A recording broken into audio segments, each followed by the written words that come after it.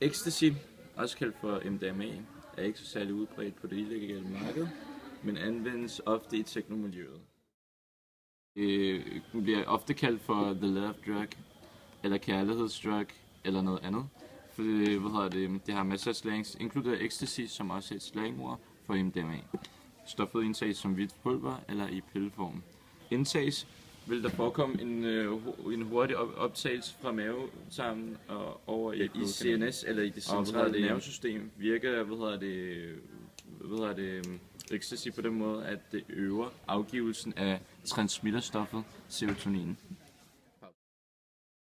MDMA bliver man i bedre humør, man ser lyser på tingene, og man har meget mere lyst til at have sex med folk.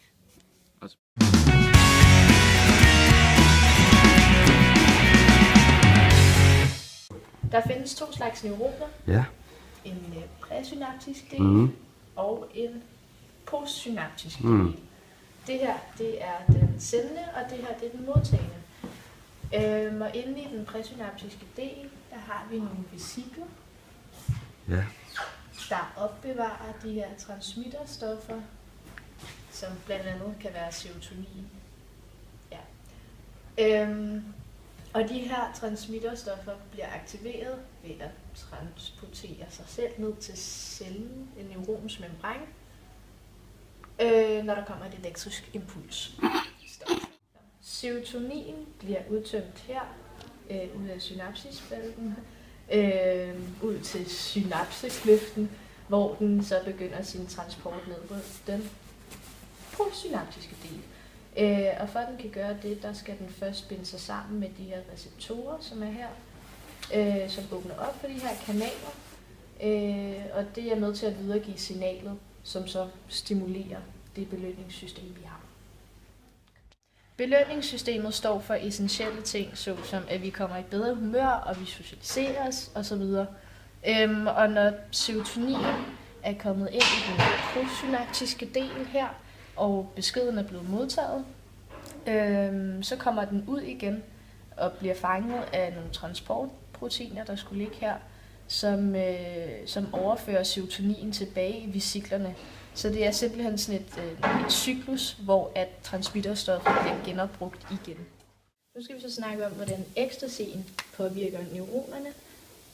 Og det er nemlig sådan, at når MDMA'et her kommer ind, så bliver det optaget ind i den præsynaptiske del.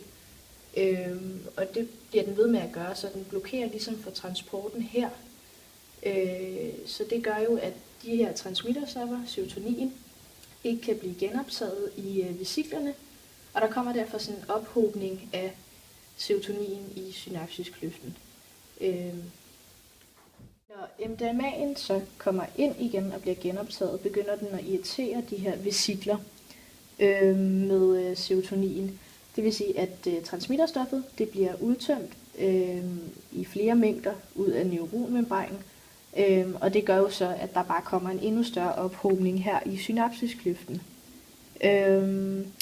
Hvilket gør, at der kommer en form for overstimulans i den postsynaptiske del, det vil sige hernede, og så bliver det ligesom, altså det bliver ved med at blive aktiveret igen, det her belønningssystem, altså på en helt vildere måde, sådan så at man bliver, altså man får formindsket appetitten, og man får en bedre opfattelse af sine omgivelser, og man har en form for stimulans i forhold til ens følelsesliv.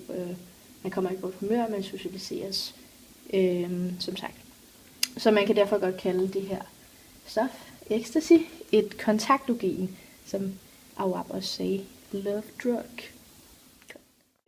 Og timer senere, der bliver, serotonin, eller den begynder så at forsvinde fra hjernen. Og noget af transmitterstoffet, altså serotonin, bliver ødelagt via nedbrydning og diffusion. Og derfor er der meget af det, der ikke bliver ligesom genoptaget i det her system, på grund af den her blokering af MDMA-molekylet. Og det gør jo, at vi kommer i en deprimeret tilstand. Det vil sige, at det er ikke så fedt længere, som det var før. Vi begynder at tænke lidt uklart. Og det kan ligesom det her, altså konsekvenserne, eller hvad kan man sige, bieffekterne, de kan så forårsage, at kroppen begynder at ophede, og man kan dehydrere og koldsved eksempelvis. Og herudover kan man også ændre adfærd, så man kan handle på måder, man ikke ville gøre, hvis man var på egen hånd, ikke? Udvindes fra safrol, som udvindes fra saxofrøplantens bark eller frugt. Der findes adskillige metoder til at syntetisere safrol til MDMA. Det er blandt andet derfor, at safrol er et såkaldt List 1 chemical, og at dyrkelse af saxofrøplanten er under en masse sanktioner i USA. Grundstrukturen i MDMA består denne af en benzenring, en etylgruppe og en aminogruppe. Denne kemiske struktur findes i olien fra en lang række planter, såsom dild, persille, muskatnød og krokus. Den primære forgænger til MDMA er stoffet MDP2P eller metylynedioxyphenylpropan.